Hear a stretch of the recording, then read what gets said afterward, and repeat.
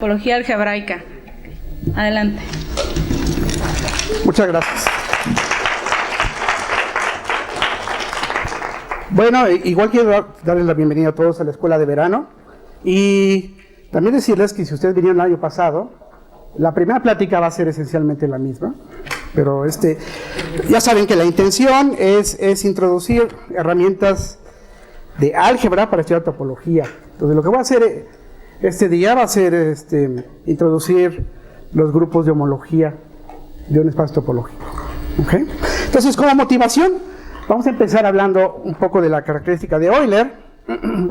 Euler probó que si ustedes tienen un poliedro, cualquiera, que sea homeomorfo a la esfera,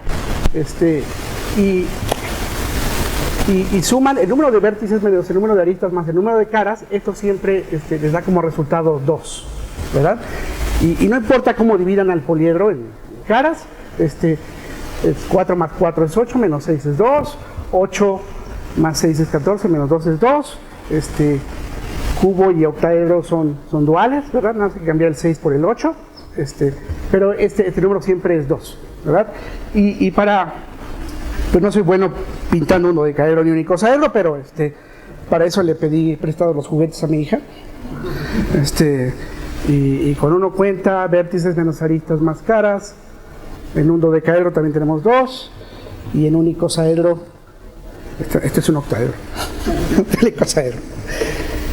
El icosaedro tiene 20 caras, que son triángulos equiláteros. El resultado también es 2. Entonces, el resumen de esto, uno lo escribe así. La característica de Euler de la esfera S2 es igual a 2. ¿Okay? Y este resultado, aunque simple, tiene muchas aplicaciones. Por ejemplo, ahora que está tan de moda el fútbol, ¿verdad? La Copa Confederaciones. ¿Quién ganó? Ganó Alemania, ¿no? Esa ecuación debe satisfacerse para un balón de fútbol, ¿verdad? ¿Quién sabe cuántos pentágonos y hexágonos tiene un balón de fútbol? ¿Alejandra?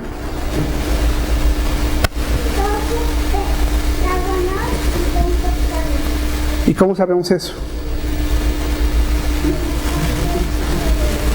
Muy bien, sí. Pues vamos a usar la característica de Euler para contar el número de pentágonos de un balón de fútbol.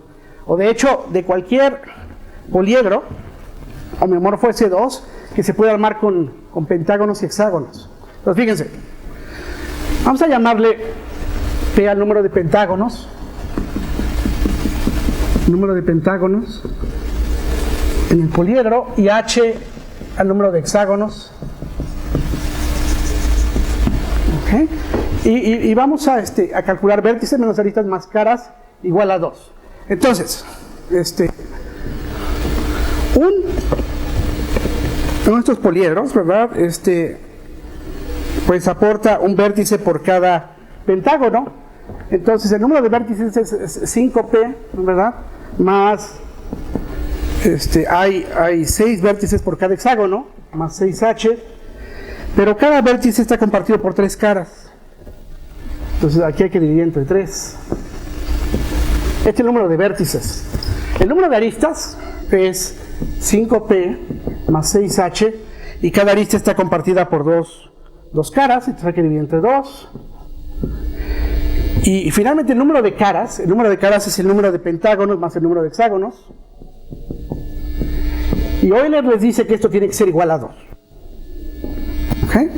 Entonces, si multiplicamos toda esta ecuación por 12, por 3 por 2 son 6, por 6, tenemos que 2 por 5p más 6h, menos 3 por 5p más 6h, más p más h, no, 6 por p más h es igual a 12. Y entonces, 2 veces esto menos 3 veces esto es menos 1 vez eso. Entonces tengo 6p más h menos 1 vez 5p más 6h es igual a 12, ¿verdad?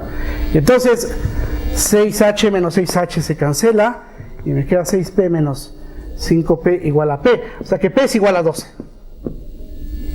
¿Okay? Alejandra estaba en lo correcto. Eso quiere decir que cualquier poliedro que sea homeomorfo a la esfera y que pueden armar con pentágonos y hexágonos debe tener 12 pentágonos. 12 pentágonos. ¿Okay? Hay familias de tales poliedros, el primero siendo el dodecaedro, que tiene 0 hexágonos. Y ahora, como dicen por ahí, pueden cerrar los ojos, ¿no? E imaginar que separan mentalmente todos los pentágonos y encajan hexágonos, ¿no? Entonces uno tiene que ver que el número de hexágonos que entra ahí son 5 por el pentágono de arriba, 5 por el pentágono de abajo, y hay 2 tiras de pentágonos, perdón, de hexágonos que corresponden a estos pentágonos que se van a separar, a estas 2 tiras, ¿verdad? Entonces 5, 5, 5 y 5 son 20. Entonces tenemos 20 hexágonos. Muy bien.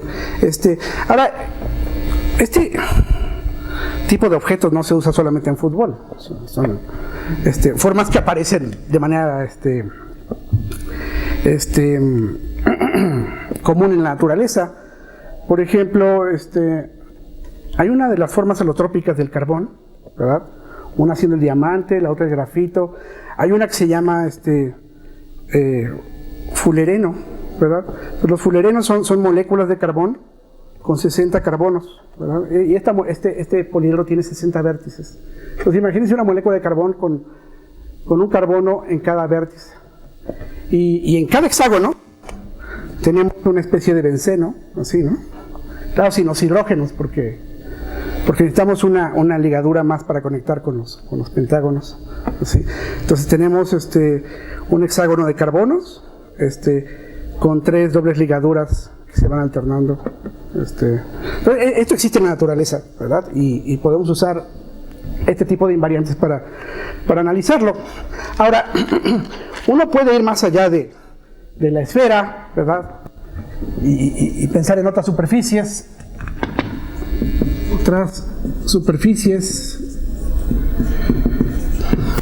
Como el toro, que es la superficie de una dona, el toro, ¿verdad? Y para construir un toro, en los cursos de topología lo que hacemos es tomar un rectángulo, tomamos un rectángulo e identificamos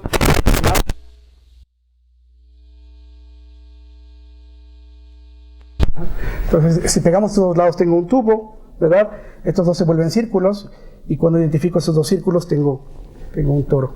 Ahora, si lo que queremos es calcular característica de Euler, entonces hay que dividir ese toro en caras y uno podría intentar triangularlo. Esto solo es un intento, supongo que necesitaríamos más triángulos, ¿verdad? Pero vamos a pensar en una triangulación así. Ahí está. Y entonces, fíjense, aquí tengo 3 aristas, 2, 3. Aquí otras 3 y otras 3 horizontales. Y estas son las mismas que estas, ¿verdad? Entonces, pues ya no cuentan. Luego, aquí tengo 1, 2, 3. 1, 2, 3, 1, 2, 3. Y estas son las mismas. Entonces, 3 y 3. Y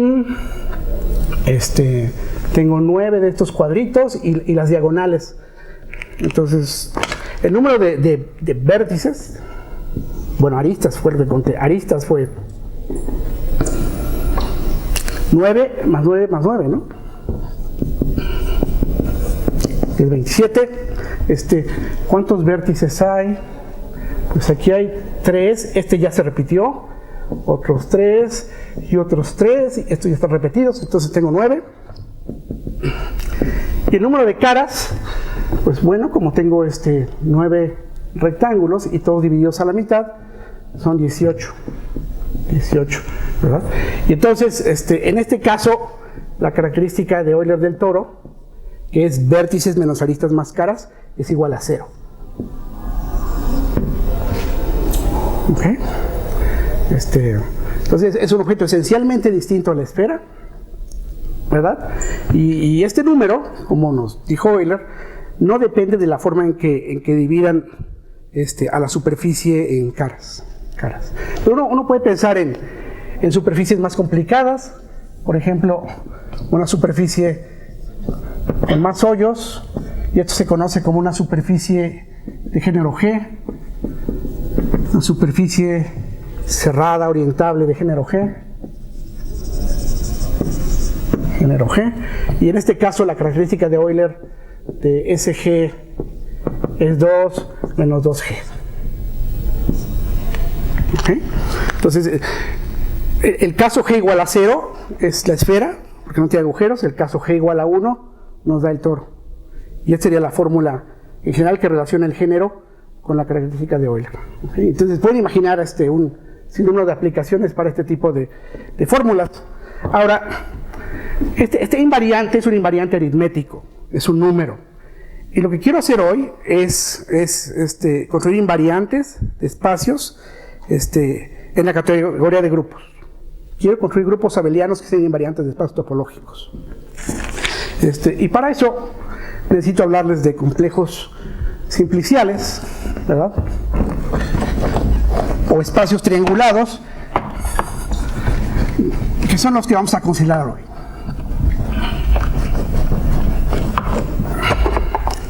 Entonces, complejos simpliciales.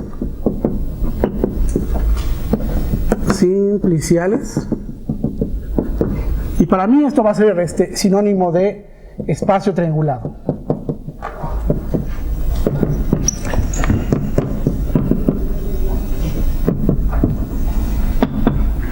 ¿Okay? Entonces, para triangular un espacio, como lo que ahí, vamos a usar vértices. Y estos vértices tienen nombres chistosos, se llaman simplejos de dimensión 0. Este es un 0 simplejo.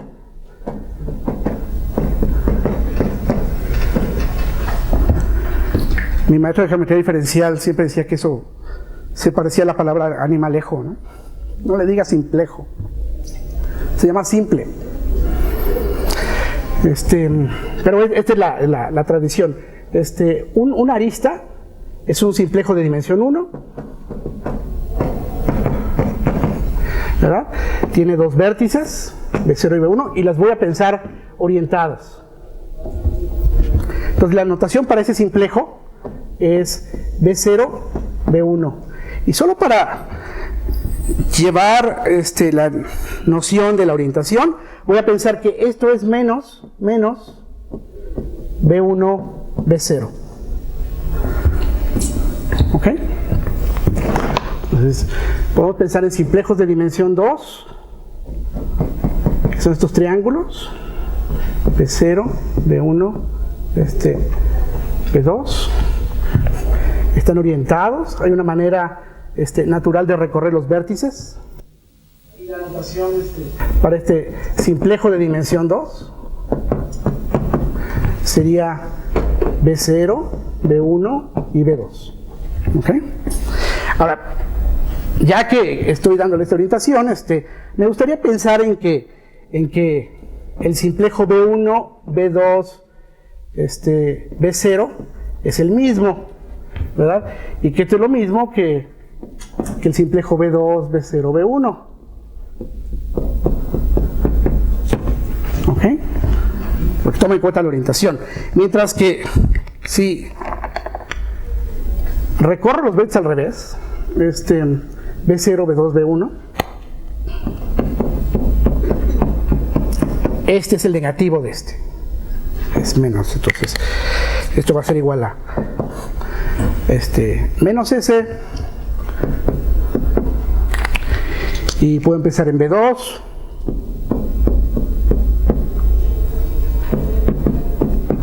o puedo empezar en B1, B0, B2. ¿Ok? La idea es que aquí tengo tres vértices, ¿verdad? Y el grupo de permutaciones de tres elementos tienes cardinalidad 6. La mitad de esas permutaciones son pares y la mitad son impares. Entonces estos tres arreglos corresponden a permutaciones pares y estas a permutaciones impares. Entonces ya ¿Ven cuál es la idea ahí? Ahora, uno puede tener espacios de dimensión mayor a 2.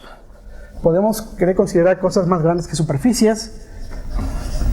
Y necesitamos introducir simplejos de dimensiones superiores, pero me voy a quedar en dimensión 3. En dimensión 3 necesitamos un tetraedro sólido, B0, B1, B2, B3, sólido, ¿verdad? Es un simplejo de dimensión 3. También hay una forma natural de orientar vértices, y eso tiene que ver con la regla de mano derecha, ¿verdad? Entonces primero recorro estos, y luego me voy hacia arriba. Y la notación natural sería B0, B1, B2, B3. Y si permutan de manera par los vértices, tengo el mismo simplejo. Y los permutan de manera impar, tengo el negativo. Entonces digamos que permuto estos dos. B0, B2, B1, B3. Este sería el negativo de eso, etcétera, ¿no? Hay 24 posibles permutaciones ahí. Bueno, entonces queremos hacer álgebra, queremos construir un grupo, y ahora necesitamos hablar de las fronteras, ¿verdad? Entonces fíjese cómo queremos relacionar topología con álgebra.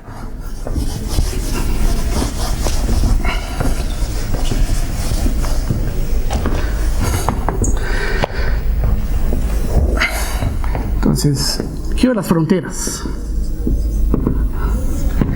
Y otra vez, para motivar, voy a empezar con el ejemplo del simplejo de dimensión 2. Aquí está B0, B1 y B2 con esta orientación natural.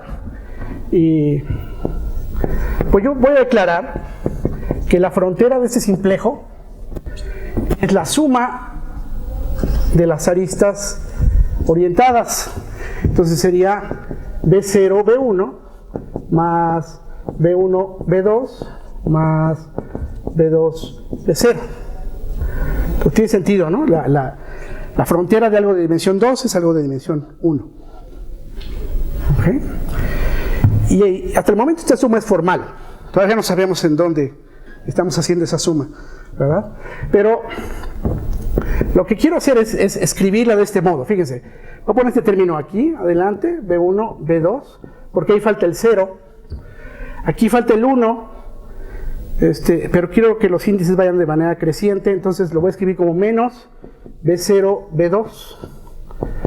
Y al final voy a poner que es donde falta el 2. Y esa va a ser mi fórmula para la frontera de un triángulo. ¿Okay? Si tienen un simplejo de dimensión 1,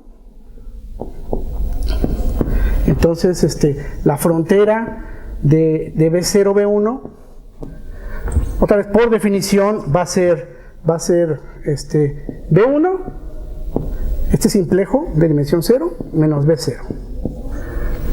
¿Okay? La frontera geométrica son estos dos puntos, ¿verdad? Pero quiero recordar la orientación, entonces estoy diciendo que llego a B1 y que salgo de B0, y eso les debe recordar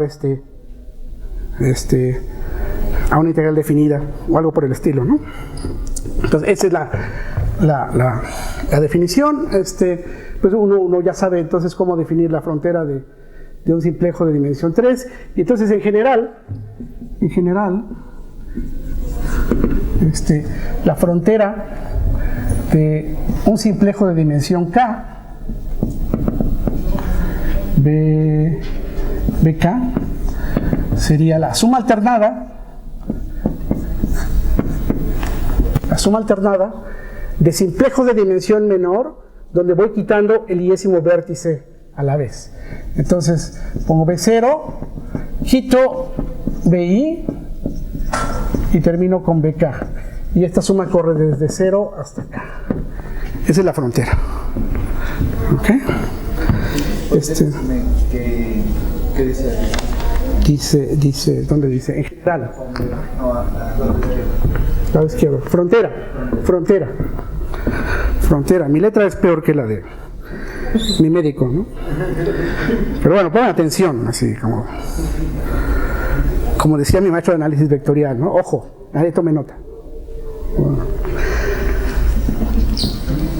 Entonces, esa es la frontera de un simplejo. Entonces, la idea es que vamos a construir espacios topológicos triangulados con todos estos elementos, y en algún momento voy a tener que tomar fronteras, ¿verdad? Todos esos objetos, y las fronteras involucran combinaciones lineales de simplejos. Así que más vale que les diga dónde vamos a trabajar. Entonces,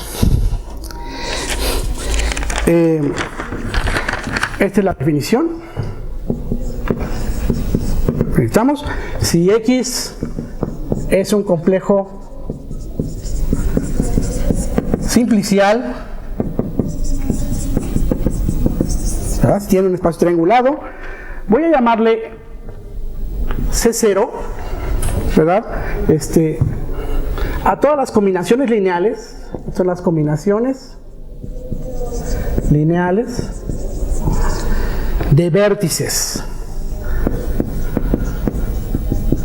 en X. ¿Okay? Estas son las cadenas en dimensión 0. Voy a llamarle C1 a todas las combinaciones lineales de aristas en X, o sea, simplejos de dimensión 1, y los quiero orientados. Vamos a llamarle C2 a todas las combinaciones lineales de simplejos de dimensión 2. Siempre en X, ¿verdad? Vamos a fijar un espacio y ahí vamos a hacer todo esto. Entonces, si a ustedes no les gusta trabajar en este mundo tan formal, bueno, piensen que lo que estamos haciendo es pensar en el grupo libre abeliano generado por todos los vértices, el grupo abeliano libre generado por todas las aristas, y el grupo abeliano libre generado por todos los simplejos de dimensión 2, etc. ¿Okay? Entonces, todas estas combinaciones lineales tienen coeficientes más o menos 1, así que vamos a restringirnos a trabajar con coeficientes en Z, coeficientes enteros. ¿Ok? Si usáramos coeficientes en un campo, por ejemplo, los reales, estos serían espacios vectoriales, ¿verdad? Y en el caso de ese 0, todos los vértices de X formarían una base para las cadenas de dimensión 0. Todas las aristas serían una base para las cadenas de dimensión 1, y todos los triángulos serían una base para las cadenas de dimensión 2. ¿Ok? Con coeficientes en Z también son una base, pero no son espacios vectoriales, son grupos abelianos libres, ¿no? Y no se dice dimensión, se dice rango. ¿Ok? Entonces, ya tenemos las cadenas, y ahora las queremos conectar por medio de estas fronteras.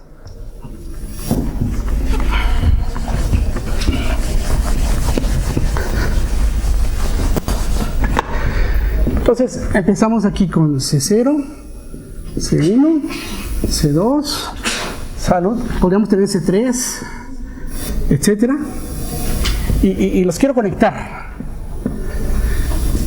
con homomorfismos. Si tengo grupos, lo mejor es conectarlos por medio de homomorfismos, y estos van a ser los homomorfismos frontera. Me explico.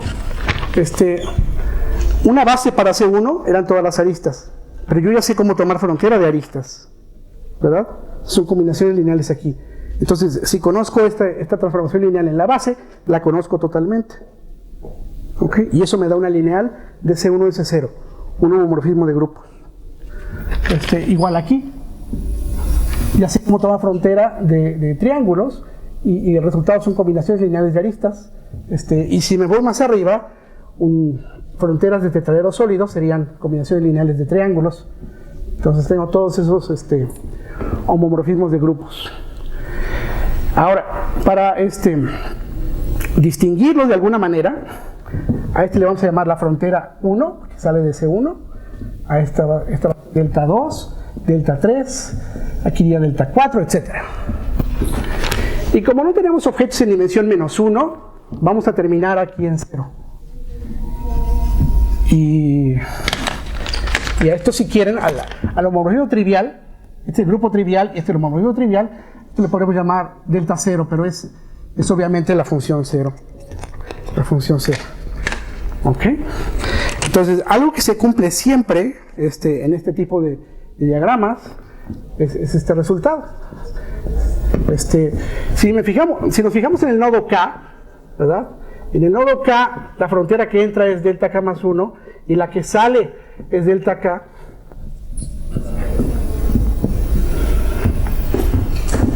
¿Ok? Lo que siempre pasa es que la composición de estos dos morfismos es cero. Pero la frontera de la frontera es cero. Delta K más 1 de un simplejo de dimensión K más 1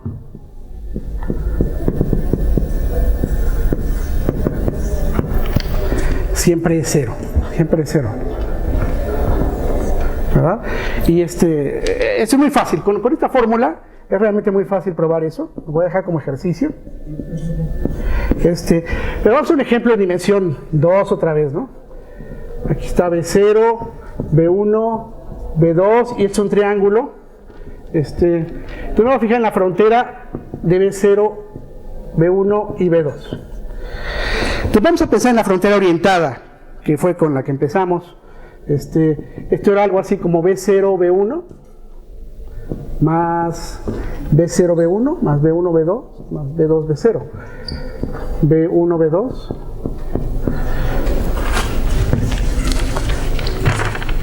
Más B2, B0. ¿Okay? Ahora quiero volver a tomar frontera. Entonces la frontera de esto es la frontera de esto. Y como la frontera es lineal, es la suma de las fronteras. Entonces la frontera de esto es B1 menos B0. La de este es B2 menos B1. Menos. Y la de este es B0 menos B2. ¿Okay? Y aquí todo se cancela. Todo esto es cero. ¿Ok? Y la razón de por qué la frontera de la frontera cero es que la frontera ya estaba acomodada de manera que este B0 se cancelara aquí y aquí. Igual aquí y acá, y acá y acá, ¿no? Entonces teníamos un ciclo, teníamos algo que daba una vuelta, ¿verdad? Esto es un ciclo. Un objeto cuya frontera es cero se llama un ciclo. Entonces la frontera de la frontera siempre es cero.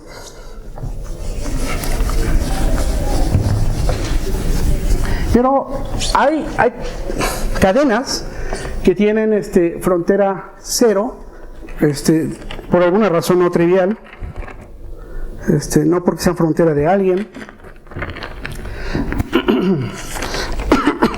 Y eso nos va a llevar a la definición de los grupos de homología. Entonces, definición en un complejo simplicial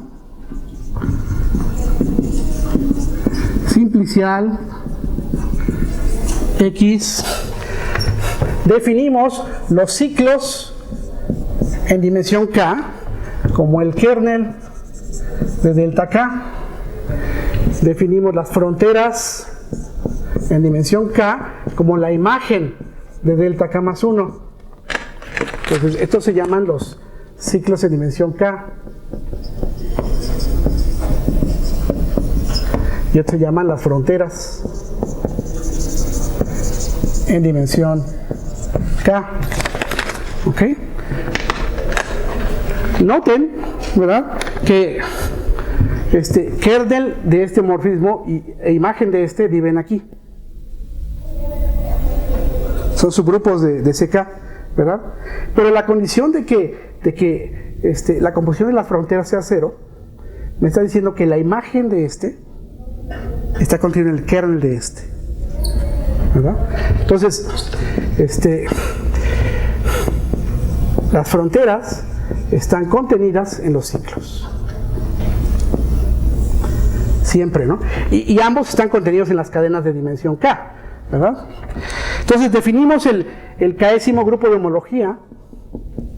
El késimo grupo de homología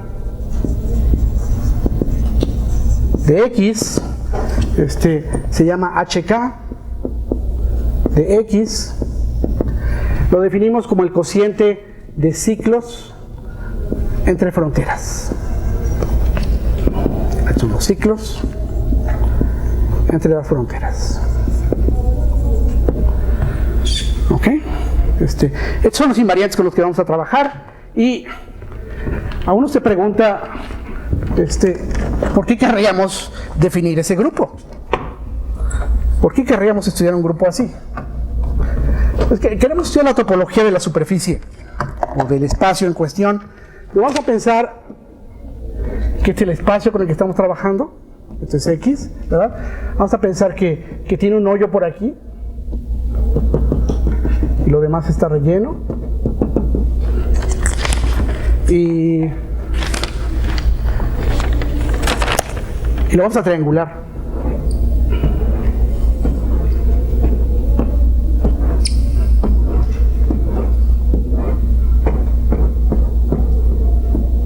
Ahí está el complejo simplicial.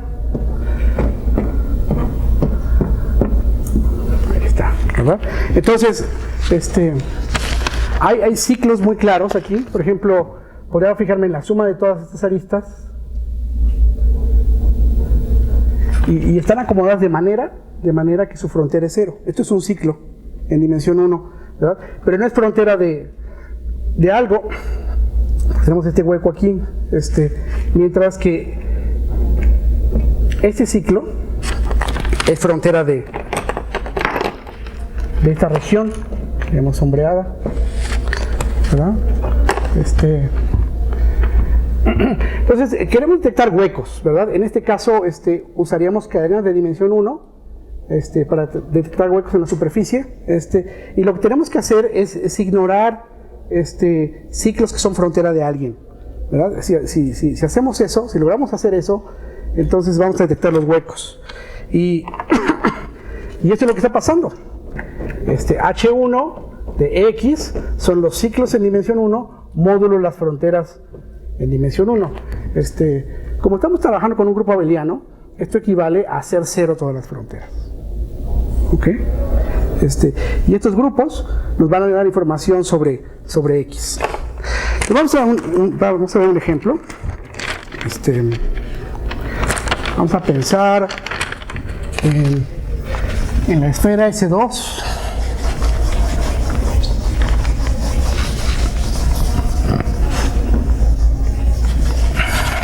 Entonces, ejemplo.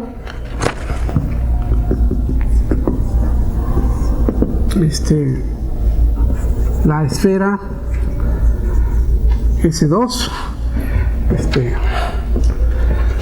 aquí tenemos S2, y para calcular su grupo de homología tenemos que triangularla, ¿verdad? Pero pues secretamente uno puede pensar a la esfera como algo homeomorfo a la superficie del tetraedro.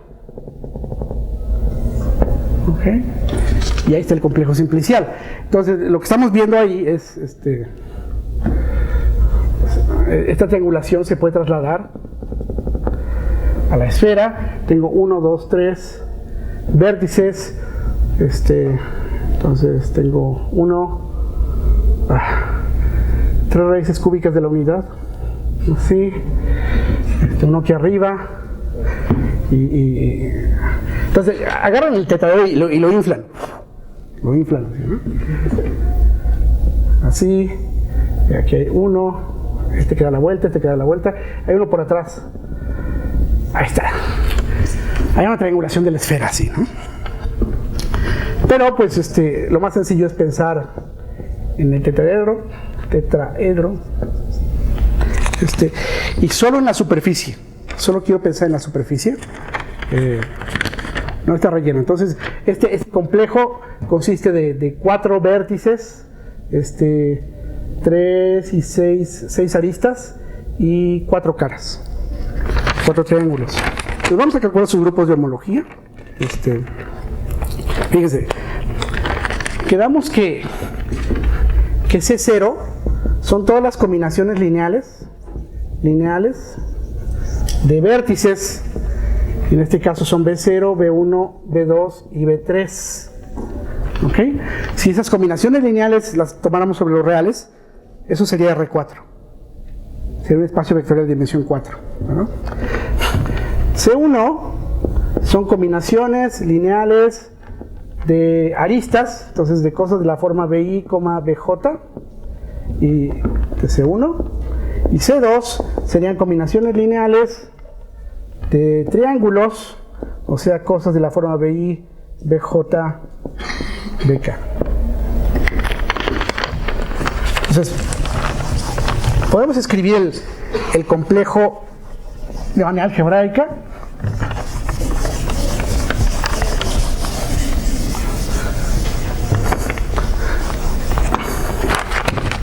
Empezamos con C0, C1, C2.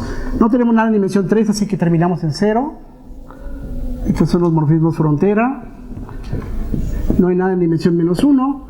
Y aquí tenemos la frontera delta 1, delta 2 y obviamente delta 3 es 0 y delta 0 es 0.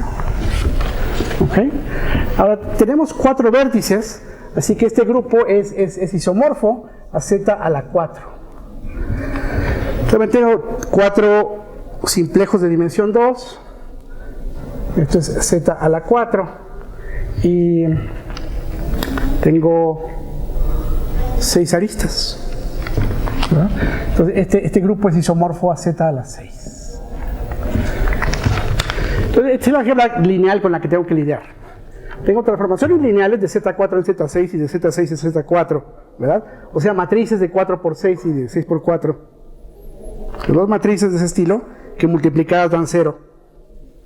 ¿Ok? Y tengo que calcular kernel entre imagen. Vamos a empezar con H0. Esto es X, ¿verdad? Este es X. Entonces, H0 de X sería ciclos entre fronteras. Pero como este morfismo es 0, el kernel es todo, ¿verdad? Entonces sería C0 entre B0, que es la imagen de delta 1. La imagen de delta 1. Ahora, lo que hace delta 1 a una arista la manda esta diferencia así. Y como en este cociente estamos matando a todas las imágenes de delta 1, pero lo que quiero hacer es volver esto 0, ¿verdad? Si esto vale 0, entonces el vértice BI se vuelve igual al vértice BJ. ¿Okay? Esto es una construcción algebraica. En este grupo cociente eso va a pasar, estas clases van a ser iguales y esos 4 vértices se colapsan en uno solo, ¿verdad? Y lo único que me va a quedar son todos los múltiplos de ese vértice común. Y todos esos múltiplos forman un grupo isomorfo a los enteros. Ese es H0. Vamos a calcular H1 de X. Esto es Z1 entre B1. Y para calcular el kernel de delta 1 necesitamos pues conocer un poquito mejor a delta 1. Pues fíjense, tenemos 6 básicos aquí, vamos a ver cuáles son sus imágenes. Pues tenemos las aristas de abajo, B0, B1, B1, B2, B2, B0, y tenemos todas las que suben, B0, B3, B1, B3 y B2, B3, ¿ok? Y sus fronteras son B1 menos B0, B2 menos B1, B0 menos B2, B3 menos B0, B3 menos B1 y B3 menos B2. ¿Okay? Entonces, este es el morfismo delta 1, que es lo que hace. Fíjense que todas estas tienen en común el B3. Y si yo resto 2 de estas, voy a tener uno de estos. Eso quiere decir que todas estas expresiones son linealmente dependientes, ¿verdad? Y estas tres las puedo obtener a partir de estas tres. Así que estas están de más. Esta no. Y es fácil ver que, porque tenemos este en común y esto no es común, que estos tres vectores son linealmente independientes. Entonces la imagen, quiero que calcule que la imagen de delta 1 tiene rango 3, tiene dimensión 3. Si esto fuera un espacio vectorial, entonces estaremos diciendo que cierta imagen es de dimensión 3. Ahora, hay una fórmula que dice que cuando suman la dimensión del kernel más la dimensión de la imagen, esto me da la dimensión del espacio total, ¿verdad? Entonces salimos de aquí, dimensión del kernel más dimensión de imagen me da 6. Y si la imagen tiene dimensión 6, entonces el kernel tiene dimensión, si la imagen tiene dimensión 3, o rango 3, entonces el kernel tiene rango 3.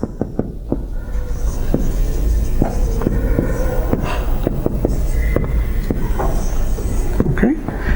Otra vez, esto funciona muy bien en espacios vectoriales. Aquí funciona porque los grupos son libres abelianos y no estoy creando torsión de alguna manera. Entonces,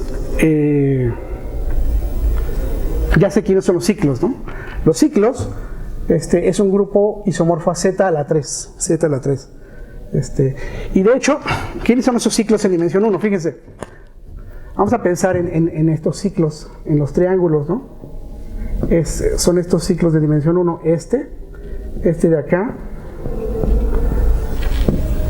el que está atrás, ¿verdad?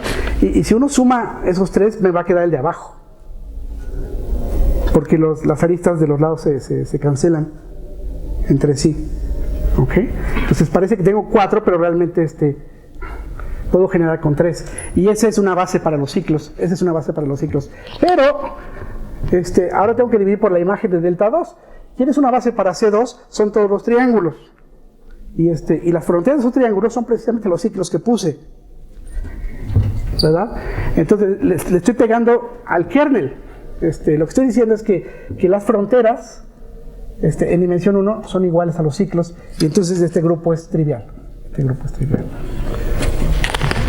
¿Okay? Y por último, hay que calcular H2 de X. Estos son ciclos de dimensión 2 entre fronteras de dimensión 2, pero no hay fronteras en dimensión 2 porque delta 3 es 0. Esto es Z2 nada más. Y es muy fácil ver quiénes son los ciclos en dimensión 2. Otra vez, fíjense en los triángulos, en todas las caras del tetraedro, orientadas de manera compatible, y piensen en su suma. Si calculo la frontera de toda esa suma, pues todas las aristas comunes se van a cancelar y el resultado es 0, ¿verdad? Entonces la suma de todas las caras es un ciclo en dimensión 2, y se puede ver que cualquier ciclo en dimensión 2 es múltiplo de ese ciclo, ¿verdad? Entonces ese elemento genera todos los ciclos y me da un grupo isomorfo a los enteros. ¿Okay? Entonces, ese es el cálculo. O sea, no estuvo tan mal hacer álgebra lineal con matrices de 4×6. Entonces el resumen, ya no voy a hacer más cálculos. El resumen de toda esta cuenta es que los grupos de homología de la esfera de dimensión 2 se ven como Z en dimensión 0, 0 en dimensión 1, Z en dimensión 2 y 0 en otras dimensiones, porque realmente no hay triángulos o simplejos en dimensiones mayores. ¿Ok? Entonces estos grupos capturan varias peculiaridades topológicas de la esfera. Nos dicen que la esfera es conexa, por eso es que aparece Z ahí. Acuérdense que si dos vértices se podían unir por una arista, entonces se volvían iguales. Y de hecho si pasa lo mismo si se pueden unir por una poligonal, se van a volver iguales. Entonces, este z a la 1 me dice que hay una componente arcoconexa nada más ahí. Y este z en dimensión 2 me dice que había una clase fundamental en dimensión 2, que hay una manera de triangular a toda la superficie de manera compatible. Este z habla del hecho de que S2 es una variedad de dimensión 2 y que es orientable. Entonces vamos a ver más ejemplos, pero no voy a hacer el cálculo.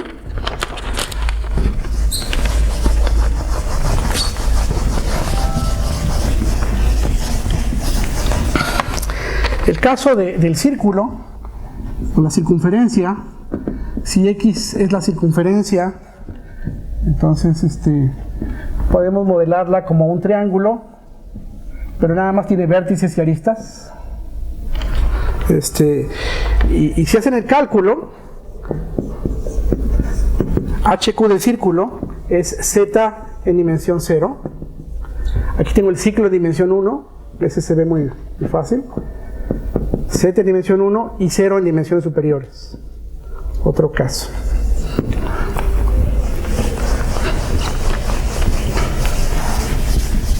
Entonces fíjense que los grupos de homología del círculo y de la esfera son distintos. Bueno, H0 es el mismo, pero H1 no es el mismo, y eso los distingue como espacios topológicos. Ahora, si rellenamos al círculo, y me fijo en el disco de dimensión 2, en una bola cerrada de dimensión 2, hecho homeomorfo a un triángulo relleno. Este complejo simplicial tiene 3 vértices, 3 aristas y un simplejo de dimensión 2. Entonces, el cálculo les va a decir que HQ del disco es Z en dimensión 0. También tenemos este ciclo en dimensión 1, pero es frontera de alguien, entonces no lo consideramos. Solo consideramos ciclos que nos dejan detectar huecos, ¿verdad? Entonces 0 en dimensiones superiores. Y de hecho esta es la homología de un punto. Los grupos de homología no distinguen entre un disco y un punto. Los grupos de homología del toro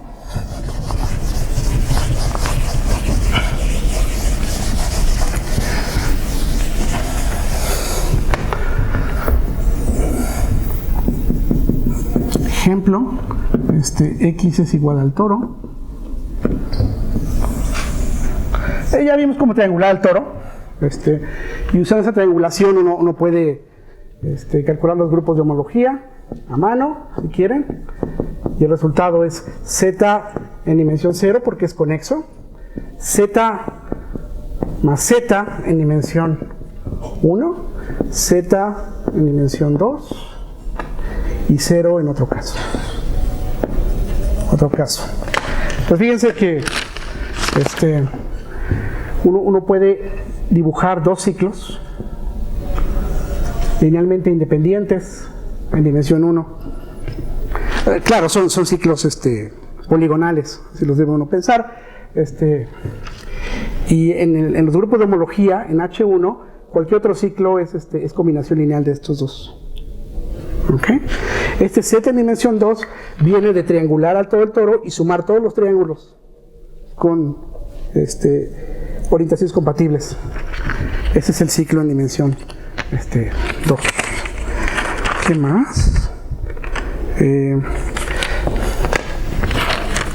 Otro ejemplo es el cilindro.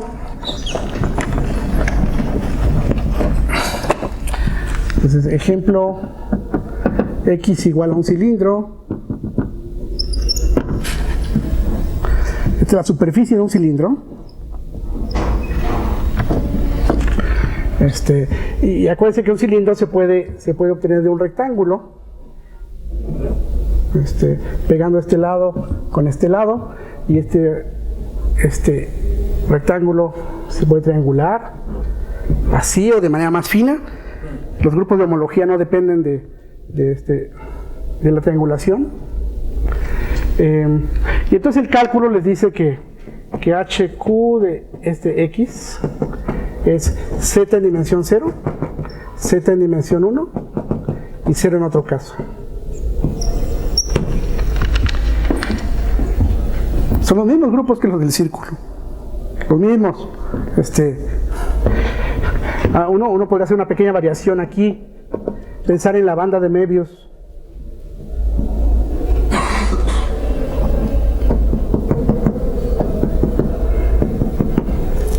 ¿No? XM, la banda de Möbius. Sabemos bien que no es homeomorfo a un cilindro, ¿verdad? Pero sus grupos de homología no lo saben. Y los grupos de homología son iguales. Y cero en otro caso. ¿Okay? Entonces, ¿qué tipo de objetos podemos distinguir con los grupos de homología? Ya vimos que podemos distinguir entre la esfera y el círculo y el disco, ¿verdad? Hay un espacio muy conocido, que es de hecho una superficie no orientable, el plano proyectivo,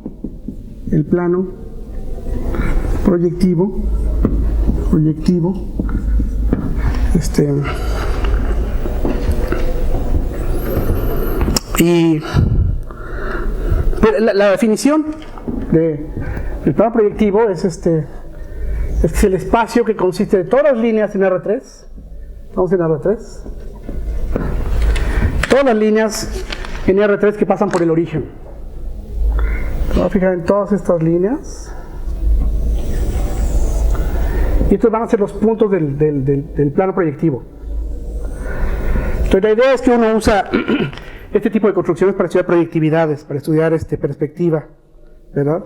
En geometría proyectiva. Ahora, ¿cómo darle una topología al conjunto de todas las rectas que pasan por el origen? Uno podría tratar de hacer una pantalla, ¿verdad? Por ejemplo, el plano z igual a 1, y ver que todas estas rectas intersectan este plano en un punto. O casi todas, ¿no? Conforme esta recta se acuesta, este punto tiene infinito, ¿verdad? Y de hecho estas rectas corresponden a los puntos al infinito, ¿verdad? Pero salvo estas rectas horizontales, el resto de las rectas forman un objeto de dimensión 2. Y dimensión 2 porque lo estamos detectando por medio de ese plano, ¿verdad? Hay otra forma de darle una topología al plano proyectivo, y es usar una pantalla más simétrica. Vamos a pensar en una esfera. Y fíjense que toda recta que pasa por el origen intersecta la esfera en dos puntos, aquí y acá, x y menos x, ¿verdad? Donde esto es S2. Entonces, por cada par de puntos antipodales hay una red de rectas, hay un punto del plano proyectivo. Así que el plano proyectivo, o RP2, ¿verdad? Este es el plano, el 2 quiere decir que es un objeto de dimensión 2. El plano proyectivo real se puede pensar como la esfera S2 módulo la relación que identifica a x con más menos x para todo x en la esfera. ¿Okay? La esfera está contenida en R3 y tiene la topología de subespacio de R3. Incluimos esta relación de equivalencia. El plano proyectivo le damos la topología cociente. ¿Okay? Y resulta que este objeto es una superficie compacta no oriental. ¿Cómo podemos ver que es no orientable? Pues fíjense. Estoy pensando en esta descripción. Vamos a restringirnos al hemisferio norte de la esfera, porque cualquier punto en este hemisferio tiene su correspondiente aquí abajo, ¿verdad? Entonces no necesito contar estos. Me quedo con los de arriba. Ahora, los que están en el ecuador, los puntos del ecuador, tienen su antipodal en el ecuador. Ahí todavía tengo que hacer un pegado. Entonces vamos a pensar en que aplastamos a este hemisferio, lo hacemos un disco. Entonces tengo un disco, Este es el disco de dimensión 2. Y lo que tengo que hacer es identificar a X con su antipodal, pero nada más en la frontera. Son puntos que corresponden al ecuador. Así que el plano proyectivo real también es homeomorfo al disco, módulo de la relación de equivalencia que identifica X con más o menos X para todo X en la frontera del disco. ¿Ok? Que hay dos formas de dar una topología al plano proyectivo. Ahora, vamos a pensar en ese último modelo. Y vamos a pensar que el disco es de hule, así que lo vamos a estirar y lo volvemos un rectángulo. Así. Y tengo que identificar puntos antipodales, así que este lado lo tengo que pegar con este lado, pero en sentido contrario. Y este lado lo tengo que pegar con este lado, pero en sentido contrario. Ese es el plano proyectivo. Ahora, pues sí parece ser una superficie, ¿verdad? Está relacionado con la esfera y con el disco. Y si a esa superficie le quito un disco pequeño, fíjense, voy a tomar un medio disco aquí, un medio disco acá, pero están pegados. Entonces lo que estoy quitando es un disco. Me queda esto. Y cuando estiramos y pegamos, esta es una banda de Möbius.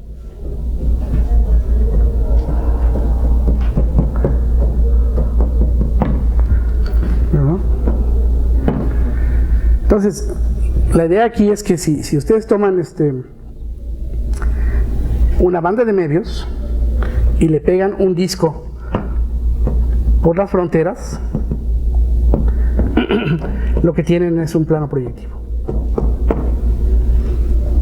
Okay.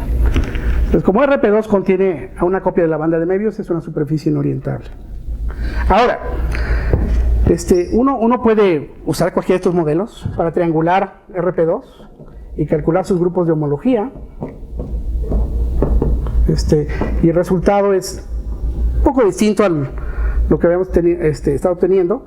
Es Z en dimensión 0, Z2 en dimensión 1, aquí aparece torsión, y 0 en otro caso. ¿Ok? Estos grupos de torsión aparecen en el plano proyectivo, aparecen en la botella de Klein, que es la suma conexa de dos planos proyectivos, ¿verdad? Y tienen que ver con que estos objetos estén torcidos. Ese es el origen del nombre torsión, en teoría de grupos, ¿no? Viene de la topología. Bueno, voy a tomar 5 minutos más, que empecé tarde. Ya no quiero dar más ejemplos, pero lo que voy a hacer es darles las propiedades más importantes de los grupos de homología y una aplicación, y terminamos.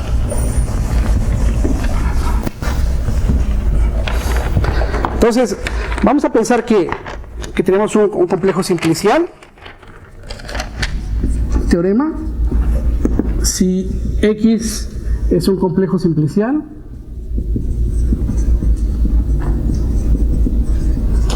entonces H0 de X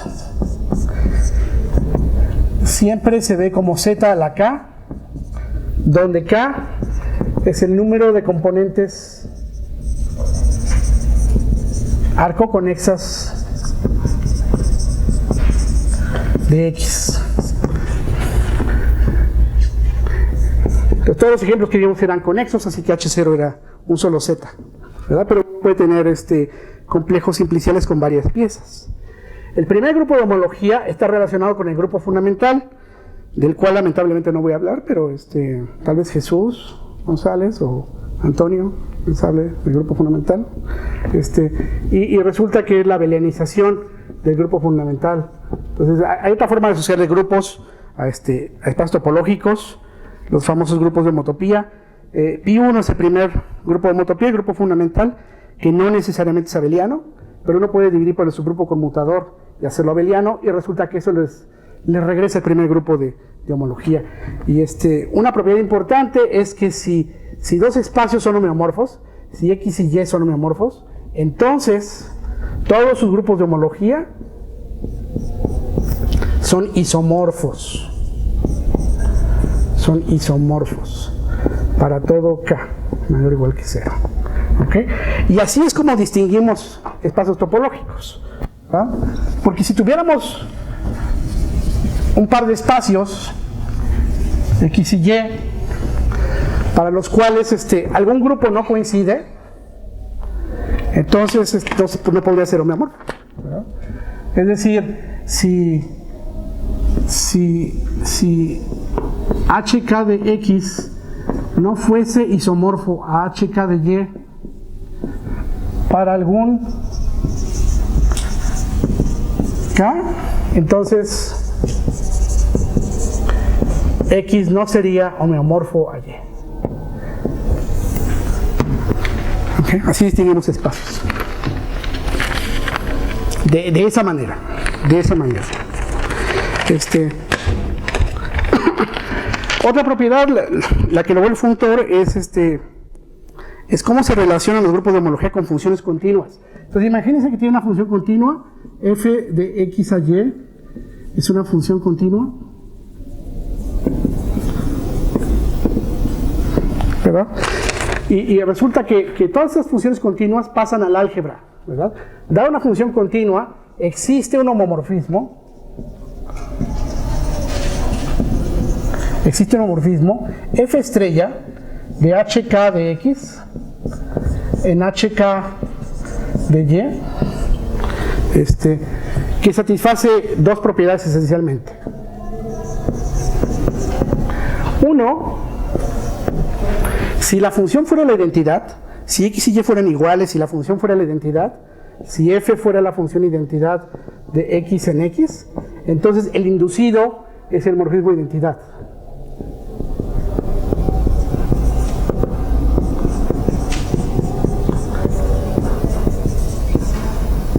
Así.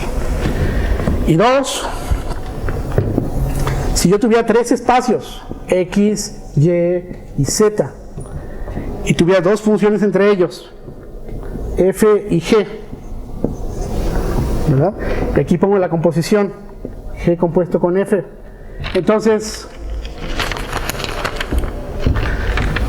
uno puede pasar a homología y obtener un diagrama de grupos abelianos.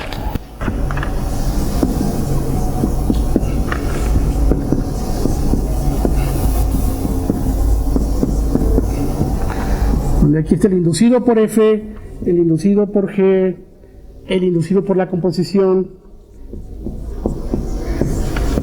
¿verdad? Y lo que queremos es que el inducido por la composición sea igual a la composición de los inducidos. ¿Okay? Queremos que se valga esta regla de la cadena. Ahora, le estoy metiendo un poco al decirles que f es una función continua. Si trabajamos con complejos simpliciales, necesitaríamos una función continua que mandara vértices en vértices, aristas en aristas y simplejos de dimensión k en simplejos de dimensión k. Pero bueno, una función continua siempre se puede aproximar de alguna manera por una función simplicial. Uno puede refinar las triangulaciones de x y de y aproximar tanto como quieran por funciones que satisfagan eso, ¿verdad? Y entonces va a ser muy claro cómo definir estos morfismos inducidos. Ahora, ¿cuál es la aplicación? Vamos a usar los grupos de homología para probar el teorema de punto fijo de Brouwer. Entonces, teorema del punto fijo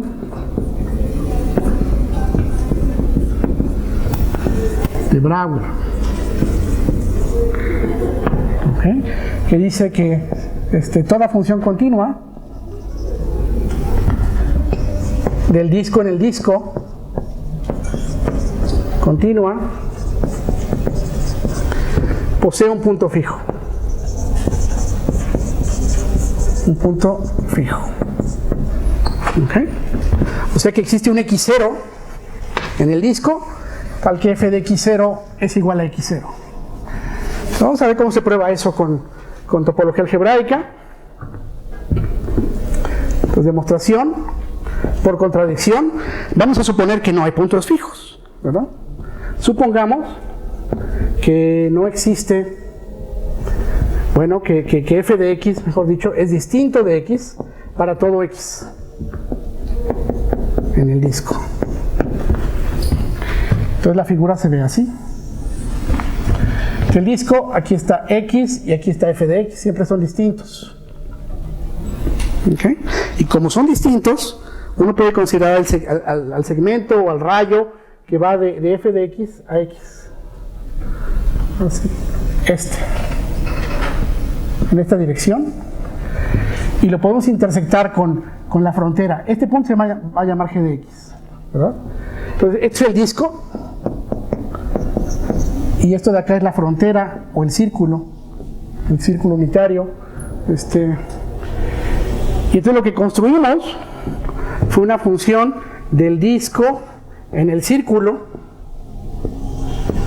y es continua, porque si uno mueve un poco x, como f es continua, f de x se mueve un poco, y entonces este punto se mueve un poco, ¿no? Nada más. Ahora, si este punto x ya hubiera estado en la frontera, entonces g de x sería igual a x, ¿verdad? Entonces esta es una función que restringida a la frontera, me da la función identidad. O sea que este diagrama es conmutativo. Cuando incluimos la frontera en el disco, la composición de la inclusión con g me da la identidad. ¿verdad? Ahora, si aplicamos el primer grupo de homología a este diagrama, tendríamos H1 del disco, H1 de S1, H1 de S1. Aquí tengo el inducido por G, el inducido por la inclusión, y el inducido por la identidad es la identidad, ¿verdad? Pero, bueno, la identidad es esta composición, y el inducido por una composición es la composición de los inducidos. Entonces, esta composición tiene que ser la identidad. Este diagrama es conmutativo, ¿verdad? Pero ya calculamos todos esos grupos. Los grupos de homología del disco, salvo el 0, eran 0. Entonces aquí tengo 0, grupo trivial. Este grupo era Z, y este grupo es Z. Pero este grupo se mapea aquí por el morfismo trivial, este mapea aquí por el morfismo trivial, y esto tiene que ser la identidad. Y el diagrama debe ser conmutativo.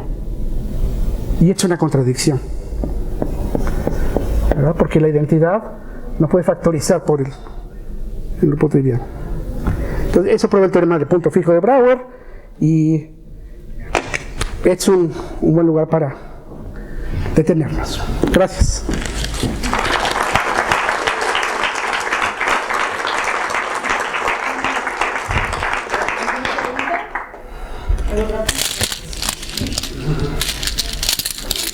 No, bueno, a ver si entendí todo, ¿no? ¿Sí? Bueno, ok, entonces, a las 11:20 continuamos, hay un pequeño break. A 11:20, no más. Les van a pasar.